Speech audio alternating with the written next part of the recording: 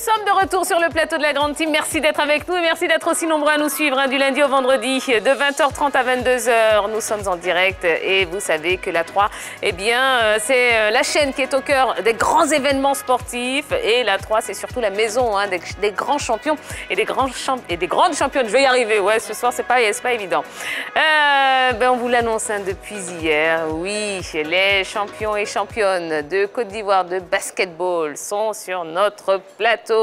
Et avant de les recevoir, on va recevoir ceux qui ont fait un petit changement de basket, sur le plateau. Bonsoir Yellow et bonsoir Yves Boris, comment allez-vous? On va très bien. Ça va? Oui, ça va. Bon, de très bonne compagnie, ça va. N'est-ce pas? Bon, ça y est, on y est, oui. Au terme d'une saison âprement disputée, c'est la franchise qui a fait la différence, aussi bien chez les hommes que chez les dames. Dans la foulée de leur double couronnement, l'ABC est dans la Grande Team ce soir pour le débrief et la célébration de cette performance XXL. On va commencer avec les dames qui sont avec nous ce soir. Et en plateau, nous avons, la vice-capitaine de l'ABC Dames, Mariama Kouyaté. Bonsoir, comment allez-vous? Bonsoir, ça va très bien, merci. Merci d'être avec nous ce soir. Et vous n'êtes pas seul, vous êtes venu avec le coach, évidemment. Oui, est-ce qu'une équipe existe? Est-ce que des championnes existent sans un coach? Ça n'existe pas. Pas du tout. Allez, le coach Marc Kofindri est avec nous. Bonsoir, coach. Bonsoir, Dia. Vous allez bien? Très bien. Bon, félicitations. Merci. Et puis, le président. Le président de l'ABC, qui est tous les week-ends au Palais des Sports de Trècheville. Pour la petite histoire, c'est mon voisin, mon voisin de chaise au Palais des Sports. Le président Touré est avec nous également. Bonsoir, président. Bonsoir. Comment allez-vous? Ça va très bien. Bon, félicitations déjà à vous. Et vous n'êtes pas seul. Non, l'équipe est là. Nos championnes sont là. On les aperçoit depuis tout à l'heure. La vice-capitaine, je vous laisse. Comment vous motivez vos filles là déjà dans les vestiaires? Parce qu'on a envie de les entendre. On sait qu'elles sont extrêmement chaudes, extrêmement bouillantes. Et elles mettent l'ambiance généralement. Oui. Je vous laisse les annoncer. D'accord. Djangoné, prends d'abord le micro et puis tu fais notre cri de guerre.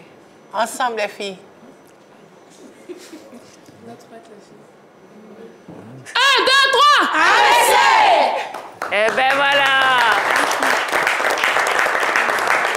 Alors, Madame la vice-capitaine, je vous laisse faire le petit tour de table, le petit tour des gradins. Voilà, on va rester là et puis vous allez présenter un petit peu toute l'équipe. Déjà, celle qui a le micro, elle s'appelle Djangoné, notre Miss à nous. Après elle, à côté d'elle, on a Isioma, notre deuxième Miss. Faites un petit coucou à tous les téléspectateurs de la 3, voilà. Après, on a Stéphanie Lago, notre seule BT qui nous reste dans l'équipe.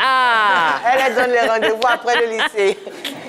Et on a notre petite, j'ai un petit surnom pour elle que je l'appelle, une petite souris, Ama, parce qu'elle est partout sur le terrain. Et après elle, on a le coach Mia. On a Henri Jaude. On a Henri Jaude et puis on a le coach Mia. Après, on a Abizi.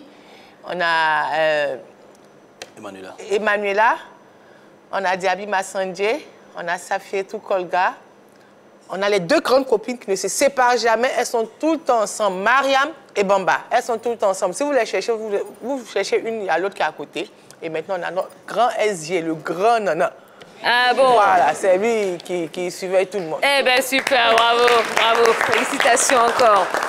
Allez, histoire de se replonger un petit peu dans l'ambiance de cette saison et de ces playoffs, regardons ensemble cet élément vidéo qui vous a été proposé et préparé par la rédaction de la Grande Team.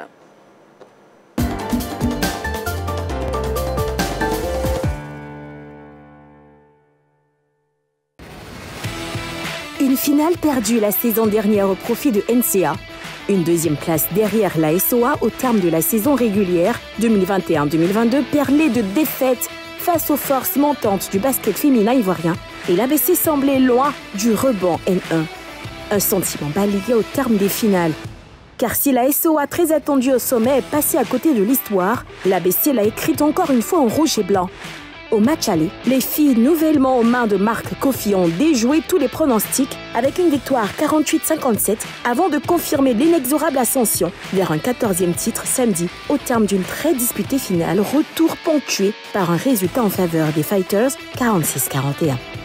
Un retour en grâce personnifié par la capitaine Berthé Salimata, auteur de 15 points, 6 rebonds et 6 assists en moyenne, et surtout par l'inusable Mariama Kouyaté, qui a réalisé une moyenne de 10,5 points, 13,5 rebonds et 3 assists. Des stats qui lui permettent de finir MVP de ces finales, synonyme de comeback des Fighters chez les dames. Avant de parler du sacre quand même de cette saison, il y a eu la désillusion de l'année dernière.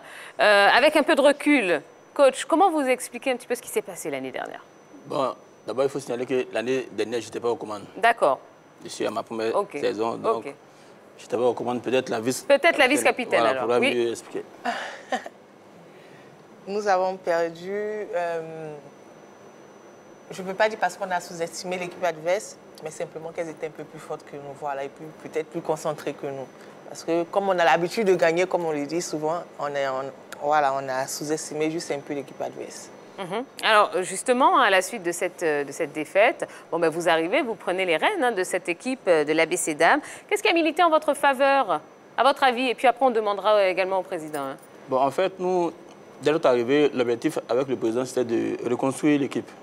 Donc, on a travaillé sans pression déjà. Donc, on essaie de créer d'abord un groupe autour de 3 valeurs, esprit d'équipe, détermination et discipline. On a travaillé comme ça durant 5 mois. On a motivé nos filles, on a joué le championnat. On a affronté chaque équipe avec du respect. On savait qu'on n'était pas déjà vainqueurs déjà. Donc, on a travaillé. On savait qu'on allait jouer des tours à certaines équipes. Oui.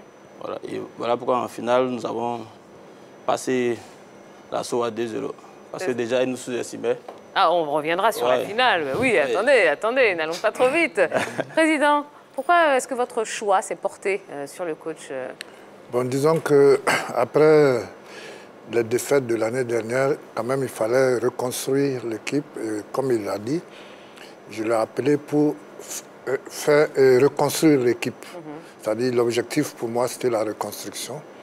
Et je l'ai appelé parce que je le suis quand même, je suis un peu tous les entraîneurs de basket, je le suis quand même et je me suis dit pourquoi pas essayer avec lui. Bon, il n'y a pas un critère précis, mais je pensais qu'il pouvait faire l'affaire, c'est pour ça que je l'ai appelé. Alors un seul terme revient dans les différents propos, reconstruire l'équipe. Dans quel état se trouvait l'équipe après la défaite face à la SOA? Non, vous avez vu l'équipe qui est là, c'est une équipe reconstituée parce qu'on a laissé partir beaucoup d'anciennes. On a fait appel à des jeunes et c'est pour ça que les gens ne comptaient pas avec nous. Parce que c'est une équipe vraiment reconstituée. Et voilà, donc, si on veut bien comprendre, l'équipe était vieillissante. C'est ce qui vous a amené à faire cette reconstruction? Oui, il y a ce facteur-là, effectivement. Mais il fallait reconstruire les esprits, reprendre des gens qui allaient épouser notre politique, qui allaient suivre un peu ce que... Voilà, donc, on ne s'est pas amusé avec elle. Je pense que quelquefois, c'était dur. Mais finalement, on y est arrivé.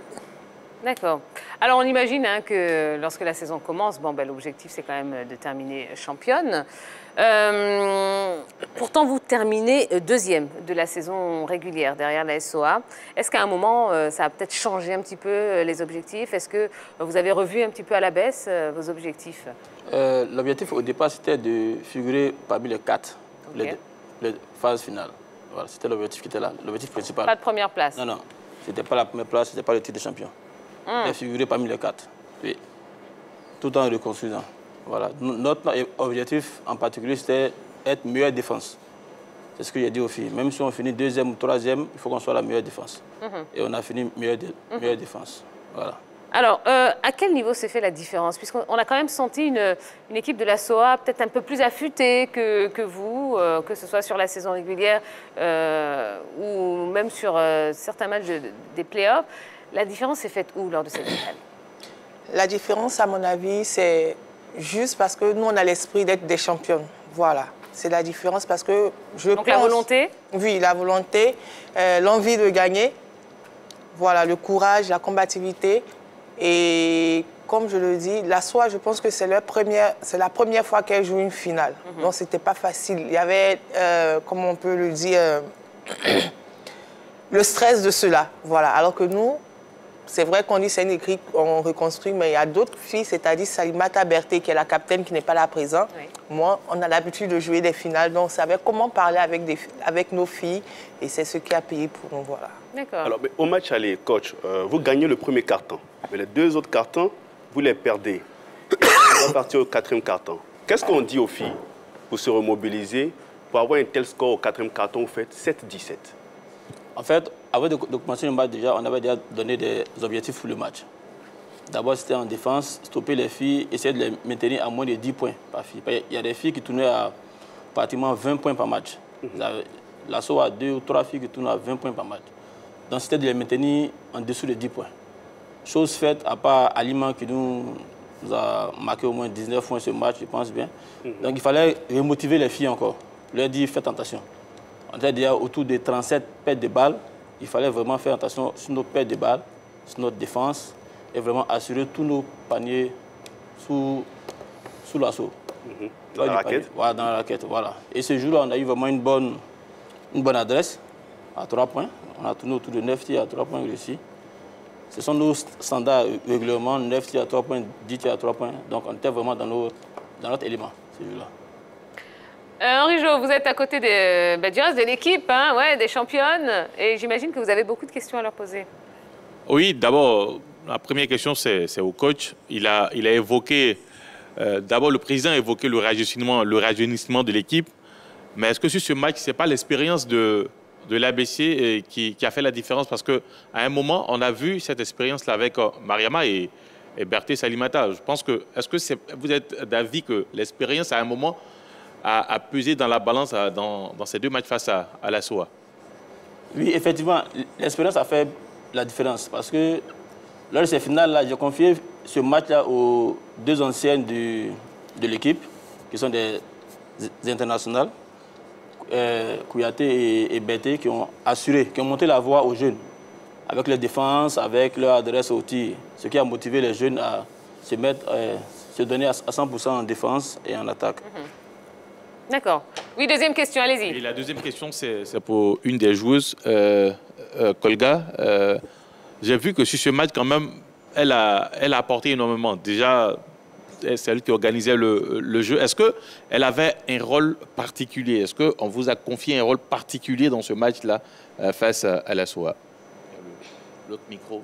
Voilà. Oui, parce que mon poste, c'est le tout rôle des beleuses. C'est moi, je dois manager le jeu et tout. C'est normal que je fasse ça. Il y a aussi l'apport de Fatoumata Kodé. À des moments, elle se relayait les deux. Est-ce qu'il y a eu cette communication entre vous deux pour bien envoyer, je dirais, cette assise-là au sein de l'équipe? Oui, parce qu'on a l'habitude de faire ça d'habitude. C'est normal, en fait. Okay. D'accord. Mariama Kouyaté, on a constaté quand même une grosse mobilisation au Palais des Sports. Est-ce que vous pensez que ça a aussi contribué peut-être au fait que l'équipe soit complètement relâchée, soit très à l'aise sur le terrain? C'est très important. Être un sportif et avoir des supporters, c'est le plus important, même si je me dis, dans un match. Parce que c'est eux qui nous galvanisent, au fait. C'est eux qui nous donnent l'envie de jouer, surtout pour eux d'abord. Et parce qu'on sait qu'il y a des gens qui viennent pour nous supporter et on ne doit pas les lâcher pour cela. Ils vont payer leur transport, ils viennent, ils ont tout le temps pour nous aider.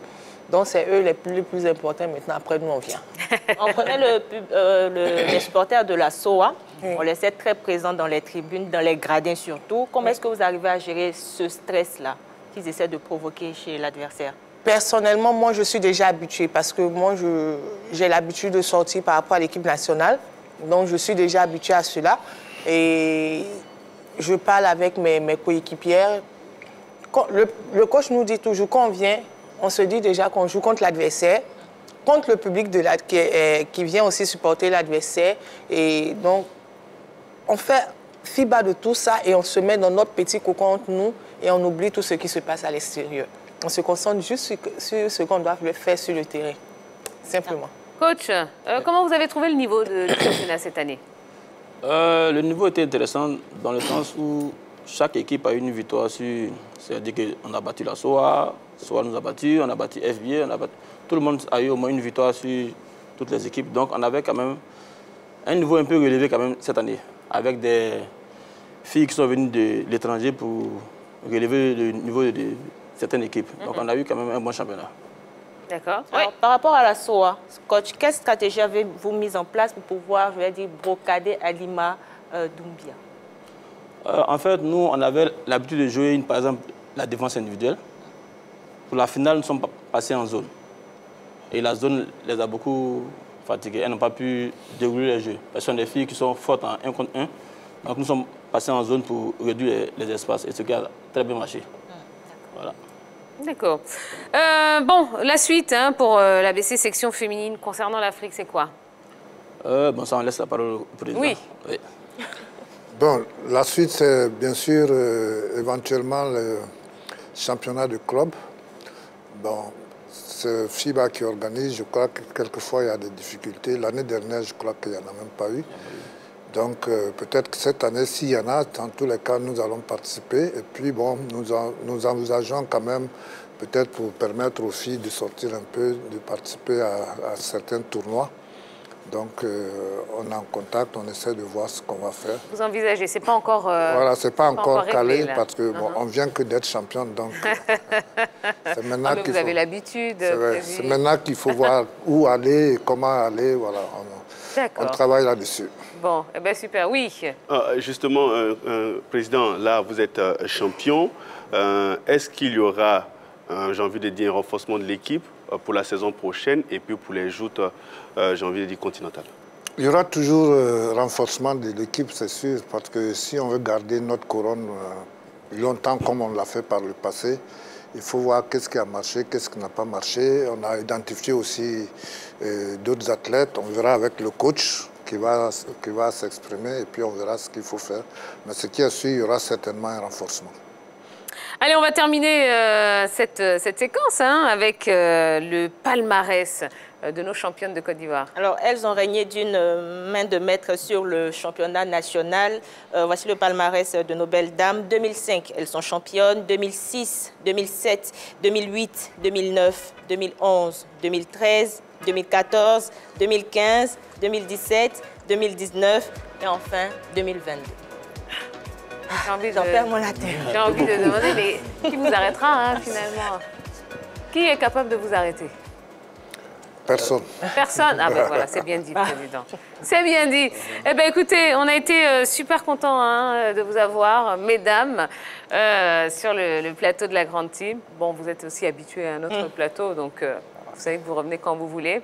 On célèbre le prochain titre ensemble avec grand plaisir. Avec grand plaisir. Président, oui. Bon, vous êtes un président doublement heureux, donc vous allez doublement rester avec nous, d'accord? Puisque juste après la pub, nous allons recevoir les champions de Côte d'Ivoire de basketball. Ouais, c'est toujours l'ABC, section hommes.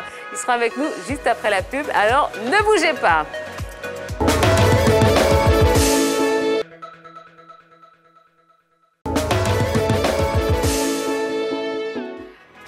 Troisième et dernière période de ce numéro de la Grande Team. Et ce soir, oui, nous mettons l'accent sur les champions et championnes de basketball de Côte d'Ivoire qu'on est ravis de recevoir dans ce numéro de la Grande Team. Et je sais que vous aussi à la maison, vous êtes contents de les voir. On les a suivis. On a suivi cette finale des playoffs en direct sur les antennes de la 3. On était extrêmement nombreux devant nos écrans de télévision. Et bien que ce soit pour l'Azur ou pour l'ABC, et bien chacun a fait son choix. Mais en tout cas, nous, ce soir, eh bien, on est en compagnie des champions et championnes. Et oui, c'est l'ABC qui a remporté, que ce soit chez les dames et chez les hommes. Eh bien, nous allons recevoir nos champions. Oui, ils sont là, ils sont en plateau. On va commencer par les applaudir parce que ça mérite quand même de gros applaudissements et de belles félicitations. Bonsoir les champions. Eh oui. Ah ouais, bah oui. Ça va, messieurs? Ok, super. Ah, Yellow, vous avez changé de place. D'accord. Bon, on en parlera hors antenne. Il n'y a pas de souci. Bon, ben, sur le plateau, hein, nous avons toujours le coach doublement heureux, doublement sacré également. Le coach, je dis le coach, non, le président Touré, hein, qui est toujours avec nous. Et ben, on a le capitaine, oui, de l'ABC Homme. Oh, il n'est plus à présenter, Stéphane Konaté. Bonsoir, comment allez-vous? Bonsoir Tia, ça va très bien. 17e titre avec l'ABC. Oui. Enfin, peut-être pas pour vous, mais en tout cas, 17e titre de l'ABC. Comment vous vous sentez? Comme quelqu'un qui a 17 ans. Non, je me sens bien, franchement, je suis très content pour ce titre. C'était un titre vraiment difficile à acquérir. Mais le plus important, c'est qu'on est là, on est champion, et puis voilà. Ouais. What else? Que du bonheur. Et le coach. Ouais, coach Silva, comment allez-vous? Très bien. Bonsoir Tia. Vous aussi, hein, vous êtes. On sent que vous êtes bien là. Soulagé. Soulagé.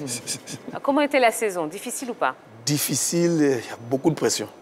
Ouais. Extrêmement difficile et puis éprouvante. Parce qu'on est passé par plusieurs étapes. On a perdu le titre l'année dernière. Ouais. Et il fallait reconstruire notre équipe. Et on avait donc un objectif difficile que nous a imposé le président. Non, ne me dites pas ça. Non, un président si gentil, si calme, si doux, il vous a mis la pression. La seule chose que lui nous a demandé, c'est de reconquérir le titre. Ah, finalement, tout va se savoir, tout va se savoir. D'accord. Donc, alors, on a présenté deux objectifs. Ouais. Reconstruire l'équipe et puis se donner 2 ans pour mieux préparer l'équipe. Le président n'a dit pas question. Il a un seul objectif, de reconquérir ce titre. Donc, du coup, la pression était double ou triple. Vous voyez, donc on a commencé notre saison depuis le mois de septembre. Ça fait 9 mois qu'on travaille. On a commencé par une période de recrutement. On a tablé sur la jeunesse. En fin de saison dernière, on a eu 9 départs sur un effectif de 15. Ils sont partis, personne ne les a chassés, ils sont tous partis. Oui. La plupart. Donc, on est resté avec quelques-uns, donc 6 joueurs. Il fallait donc retrouver un effectif. Et on s'est tourné vers la jeunesse. Donc, on a observé, on a fait venir des jeunes gens qu'on a testés pendant presque 1 mois, jusqu'au mois d'octobre. Et on a pu tirer quelques-uns qui sont là ce soir, à qui vraiment, je voulais vraiment adresser mes vives félicitations. Ils ont vraiment beaucoup travaillé. Et quand on commençait, personne ne donnait cher à notre peau. Partout où nous sommes passés, c'était la même chose. Cette année, ABC, vous ne pouvez pas, vous ne pouvez pas, vous ne pouvez pas. Et vous l'avez fait. Et nous l'avons fait. Eh bien, bravo, félicitations. Allez, capitaine, je vous laisse présenter toute l'équipe, évidemment. Les champions 2022, on va commencer par le deuxième coach, M. Anderson Afi. Fama Kone, à côté de lui, Mohamed Idriss Kra Momo, Ablaye Traoré, Ablo, Auto, automatique. Gilles Guédé Junior, la camarade Crésus. À côté, c'est Yellow. Bon, pas champion. Donc, en haut de Yellow, on a Eric, le kiné. Okay. On a Moussa, l'intendant. International. Monsieur Diallo. Monsieur Zamba. Il y a quoi ça s'appelle même? Diarra. Beauté. Diarra Ismaël, dit beauté.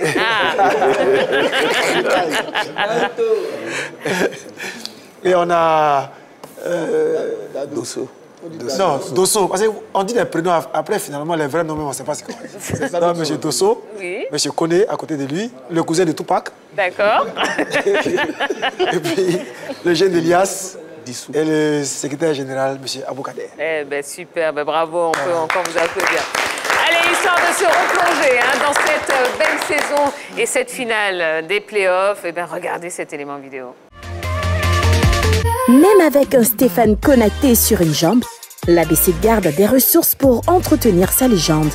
Un vivier composé d'une jeunesse locale bondissante à l'image de Diarra Ismaël et Zamba Camara et d'une expertise étrangère portée par Alvarez Westbrook. Ce melting pot a explosé au visage de l'équipe d'Azur qui, après le Game 1 des finales masculines, ne voyait l'avenir qu'en pointillé. C'est que la défaite 66-52 du vendredi a totalement déstabilisé le champion de la saison régulière et donné des ailes à l'ABC. adossé à un déroutant collectif qui a fini le travail samedi avec un succès presque identique à celui du vendredi, 66-54. Les Fighters ont refroidi la main chaude de Samba Dieng. Un collectif qui a laissé émerger le bouillant Malignon de Ruo, désigné MVP pour sa première dans le championnat ivoirien, pour dessiner les courbes d'un 17e titre de champion qui relance la légende. Attends-moi pour soulever le titre de champion de Côte d'Ivoire. Voilà, là on voit hein, vraiment les images hein, de votre sacre. Oui, avec le président de la fédération, hein, Mahama Koulibaly, donc, qui est là, qui vous apporte ce beau trophée.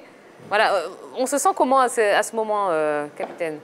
Très fier, content d'avoir accompli une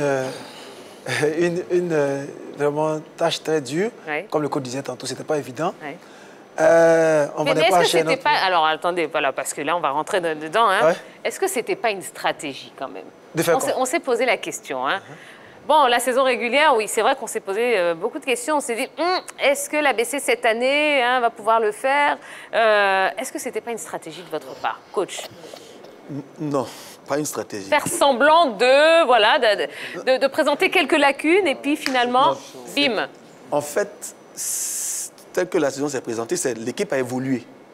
Voilà, c'est que les jeunes gens qu'on avait ont progressé en plein championnat. Certains sont révélés. Je pense notamment à Camara, Zamba qui a été pratiquement le meilleur jeune sur cette saison. Donc ils ont progressé au fur et à mesure que nous étions en train d'évoluer dans le championnat. Donc, notre première phase, c'était la reconstruction. Et nous avons réussi cette première étape-là. Et il fallait mieux faire la course derrière le leader. Donc, à aucun moment, si vous voulez, on a voulu montrer vraiment des prétentions. Oui. On a juste dit on veut être présent au play-off. Au play-off, oui. C'était notre objectif, être présent au play-off. Donc, il fallait être parmi les 8 premiers. D'accord. Alors, c'est vrai que, Azur a montré quand même de belles choses hein, pendant la saison régulière. On peut le dire, ils ont été quand même un niveau au-dessus de toutes les équipes. Finalement, qu'est-ce qui a fait la différence pendant ces finales? Ben, vous savez, nous, la saison régulière, on la joue sans nos 2 expatriés.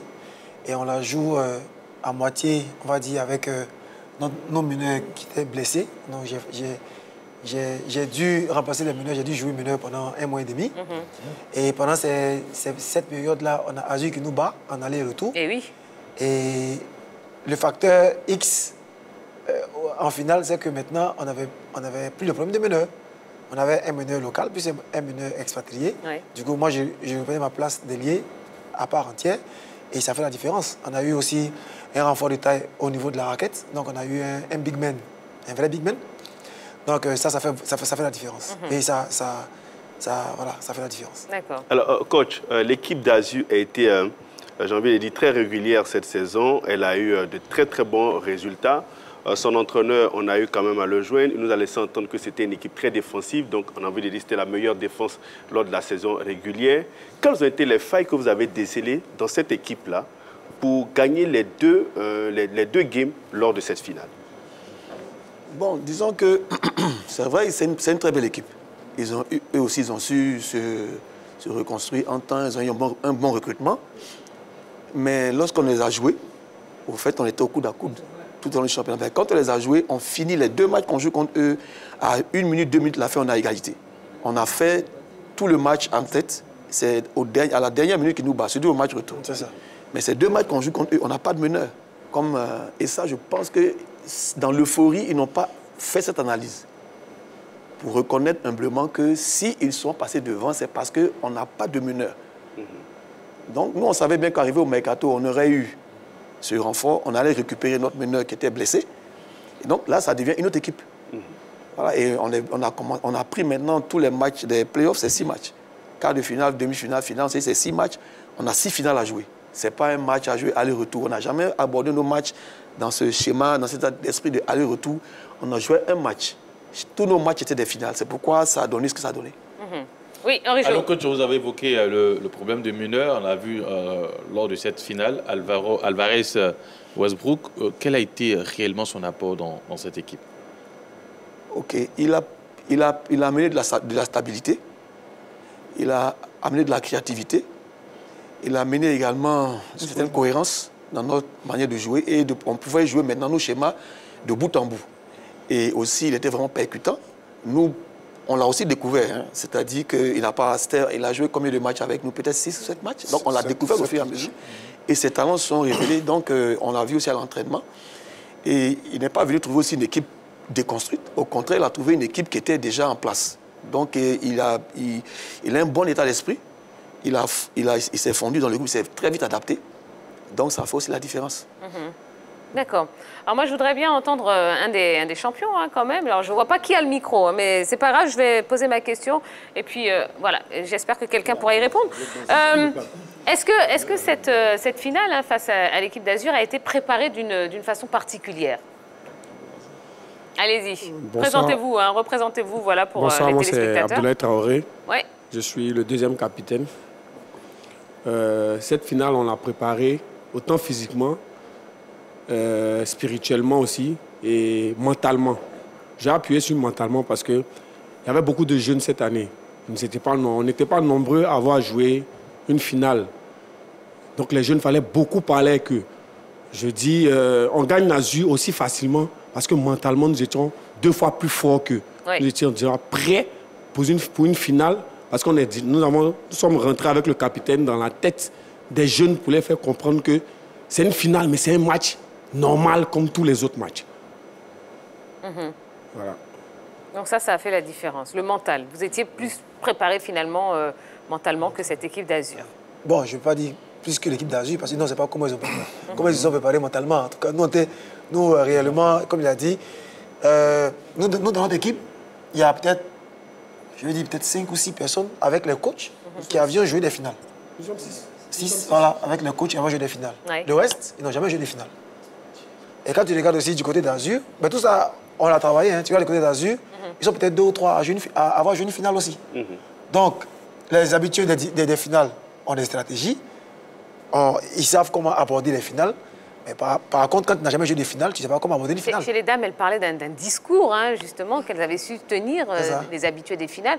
C'est pareil chez vous? Chez nous, c'est l'expérience qui a fait la différence. Nous, on savait comment les finales se déroulaient. Et on ne voulait pas tomber dans l'erreur de l'année dernière face à la SOA. Parce que la SOA, le premier match aussi, on le gagnait. Oui. Et de 15 points, et tout le monde pensait que bon, voilà, on allait venir faire 1-2-0 et puis partir. Mais la SOA nous a battu au match retour et ils nous ont battu la belle. Donc cette année, ça n'a pas été le même discours et ça n'a pas été les mêmes manières de faire. Oui. Alors, vous avez parlé d'expérience des finales, mais vous, sur le deuxième match, au premier quart-temps, vous vous blessez. D'abord, la question s'adresse à vous et au coach. Déjà, comment vous vous sentez, et coach, en ce moment-là, qu'est-ce que vous mettez en place? Parce que vous avez là le plus expérimenté de l'équipe qui ne pourra plus continuer. Parce qu'après aussi, il y a eu Westbrook qui a eu quelques bobos. En ce moment-là, qu'est-ce que vous avez mis en place? Bon, disons que ce n'est pas séance tenante qu'on met en place. On s'est déjà préparé avant. Peut-être que c'est ce scénario qu'on n'a pas anticipé. Sinon, nous, on est déjà prêts dans la tête pour jouer nos matchs. Si vous remarquez, en demi-finale, nous, on sort le champion. On sort le champion, 33 points au deuxième match. Donc là, il n'y a pas photo. Il y avait quelque chose à rectifier l'année dernière. On s'était préparé pour ça. Il fallait mettre les choses, enfin les points sur les i. Donc, on sort le champion. Maintenant, on a le champion de la saison régulière. Voilà. Donc, on va leur proposer une autre difficulté qu'on ne leur avait pas proposée en saison régulière. C'est ça. Donc, ils vont venir tomber sur une autre équipe d'ABC. Il ne fallait pas montrer ça, mais ça veut dire que à l'instant T, ils n'allaient pas avoir le temps d'analyser le match puisqu'on joue le lendemain. À quel moment ils vont analyser, parler aux joueurs, aller à une séance d'entraînement, c'est plus possible. Donc il fallait qu'ils puissent résoudre ce problème. Alors quand Stéphane il tombe et il se blesse, moi je vais vers lui, c'est comment il dit, ah, le coach c'est mort. Mais avant ça, Alvarez, il a presque 39-40 degrés. À 30 minutes, je demande au kiné, au docteur, non, il ne peut pas. C'est qu'au match aller. Mais quand même, bon, on s'est préparé pour ça. Tu as fait 9 mois, tu t'es entraîné pendant 9 mois pour une compétition. Quand un joueur se blesse, qui ne se blesse pas, les autres sont mobilisés.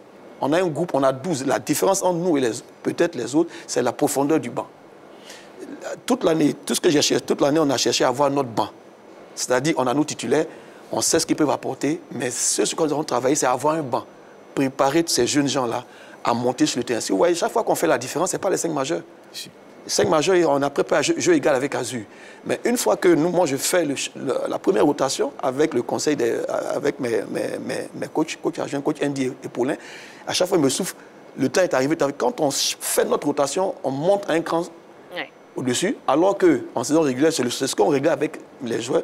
Chaque fois qu'on faisait notre rotation, on était en dessous du niveau que proposait notre 5 majeurs. Et là, ils ont élevé leur niveau avec cet apport mental. Donc, du coup, que Konaté ne soit pas là, qu'il soit présent ou pas, on était prêts. Avec des gens qui comptaient, notamment, si vous avez remarqué, Guédé, c'est quoi? C'est au premier match. Guédé fait 17. C'était le premier match. Il sort de sa boîte comme un facteur X et puis il fait la différence. Mais au deuxième match, voilà, il n'est pas présent. Alors, Président, il ne nous reste pas beaucoup de temps d'émission. Vous êtes champion de Côte d'Ivoire, oui. Bon, prochain objectif, c'est la balle quand même, hein, puisque c'est... Ah bah oui, c'est quand même l'objectif de tout ça. Est-ce que vous y pensez déjà? Vous êtes en train de vous préparer ou pas? Bien sûr, on est même très avancé là-dessus parce que c'était l'objectif principal. Donc, je voulais quand même profiter, puisqu'il ne reste plus beaucoup de temps, pour féliciter mes jeunes joueurs qui m'ont vraiment rendu la pièce de ma monnaie. Et le coach vous disait que je leur ai mis la pression. Effectivement, il y a eu des moments où je les ai tous menacés. Et j'organisais des rencontres chaque fois que quelque chose n'allait pas.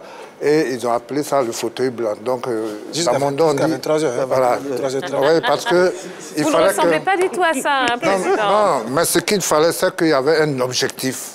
Il fallait qu'ils épousent ça. Et c'est ce qui a été fait.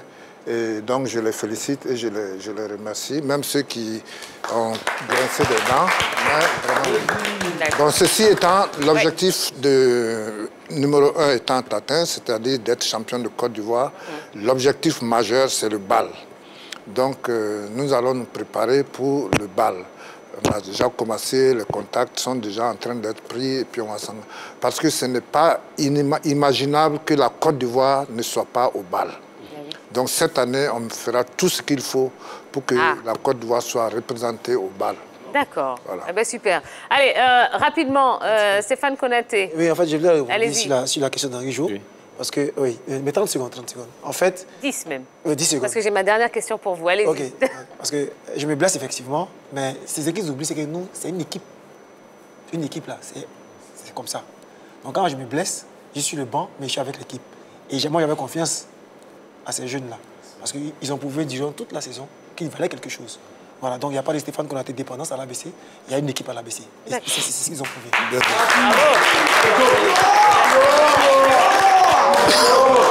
Allez, rapidement, Stéphane Konaté, bon, vous allez partir incessamment sous peu en Tunisie, rejoindre la sélection nationale. Bon, déjà, comment est-ce que vous entrevoyez cette fenêtre qui va se passer du 1er au 3 juillet ici à Abidjan? Palpitante, excitante. Et puis voilà, on attend le maximum de public au Palais des Sports. Venez remplir le Palais des Sports, venez nous soutenir. Parce que la Côte d'Ivoire a besoin de ça. Il faut qu'on porte les Angolais, il faut qu'on porte les Centrafricains, il faut qu'on chicote les Guinéens. Ouais. Donc venez nous soutenir et puis ensemble, on va fêter ça. Bon, on y croit, hein? Ouais. 3 sur 3. Inch'Allah. Eh ben voilà, mais ça y est, attendez, je vais donner mon petit coup de sifflet quand même. Eh ben félicitations encore, hein, messieurs. Président, bravo. Hein, vous avez dû les malmener pendant toute la saison, mais c'était pour la bonne cause. Vous êtes un homme heureux, hein, on imagine. Eh ben, félicitations à vous. On vous suit et ben, on attend de voir ce que ça va donner pour la Basketball African League, évidemment. On suivra évidemment dans la grande team. On ne va pas décevoir. Ah. Inch'Allah. Voilà.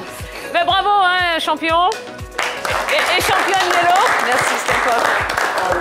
Allez, on va vous souhaiter de passer une excellente soirée. Prochain numéro de la Grande Team, eh bien, ce sera demain à partir de 20h30 et ce sera toujours sur la 3.